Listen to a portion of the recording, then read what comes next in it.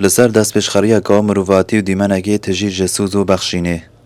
جلای چند کسکین خیرخواز بارا بوندا بشکرنا دیاریان بسر زاروکین توجبوین نخوشیا پنجشیره لدهوکه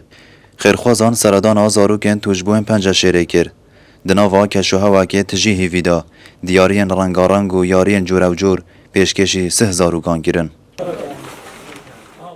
زور به خوشحال بم ابروکه دیاریا شست هدیاش سیخ کروسی کچال سر اواسنی لا وان خوشا از ابروکت دا بجدار بم زور به دل خوش بم دستت ما مستثاره خوش بن دکتر حسن خوش بن راستی اف چالاکی و بو نخوشا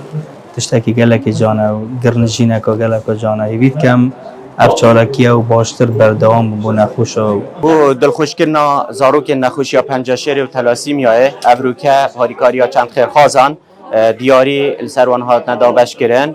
کو آرمان جوی او بو کو ام بشین وان زاروکا دلخوش بکن و دیسا پیچه که وانج بیر و ببین اف دیاریا جیب هاریکاریا خیرخواز هات بونه آماده کرن سپاسیا رهبریا سنتری جین جید که این کو هم چاره سریا وان زاروکاتیت همچی درگهن خوبت کتن کو هم گلوادا پشیکدار ببین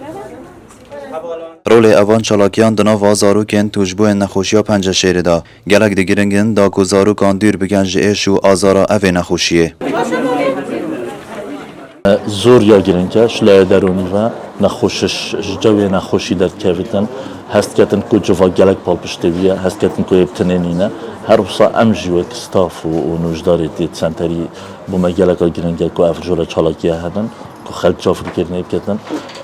خدمت نخوش مدان کو نخوش ما اولی کی پال پشتیه که بوانا دی باشتر چه بیتن دی کو با پزر کن کو تنینینه توی جوا کی دا زور یا گرنجه راستی